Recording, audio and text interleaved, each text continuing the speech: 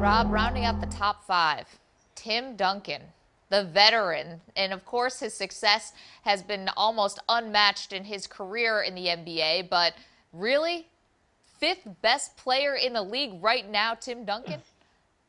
Yeah, I mean, it's really not as much of a stretch as it might seem. I know if you look straight by the numbers, especially on a per game basis, Duncan doesn't jump off the page necessarily, but he's playing fewer minutes for a Spurs team that really goes out of its way to rest him and to make sure he's fresh. And then we see in the playoffs, we see all of that pay off in such a huge way. He rated as one of the best defensive players in the NBA last season, despite, guys like Roy Hibbert or Joakim Noah will get a lot more attention in that regard. And in a lot of ways, we lose some of what Duncan does in this idea of the Spurs system and in Greg Popovich's genius and in Tony Parker, Manu Ginobili. They get so much collective praise. I think we lose sight a little bit of the fact that Duncan really is the piece that made all of that culture possible. And so he kind of gets a lot of intangible credit on the basis of being the crux of such a successful franchise for so long as well. All right, looking at the top 10, Ben, what garnered the biggest amount of debate? Which one was the toughest to place?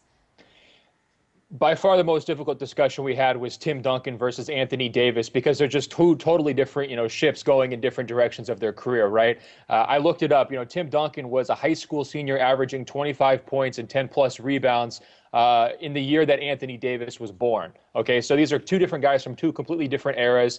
One is slowing down, as you mentioned, but still playing unbelievable basketball, leading the Spurs through a historic postseason run.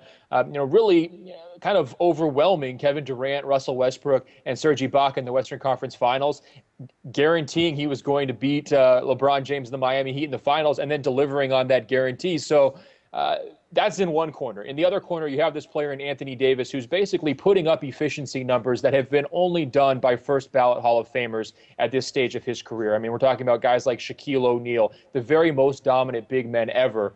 And interesting thing about Davis, even though he's so young, he is a solid all-around two-way player. He's going to contribute in lots of ways, much like Tim Duncan does. So for us, it was very difficult to weigh Tim Duncan's postseason success, where he stood at the top of the mountain last season, versus the amazing things that are to come with Anthony Davis. Ultimately at the very end, Duncan won out just by a hair, and we expect huge things from Anthony Davis going forward in this list. I think it's certainly possible by next year's list that he's a strong contender for that number 3 spot, and that would be the first time kind of anyone's pushed Chris Paul out of that spot since we've been doing it.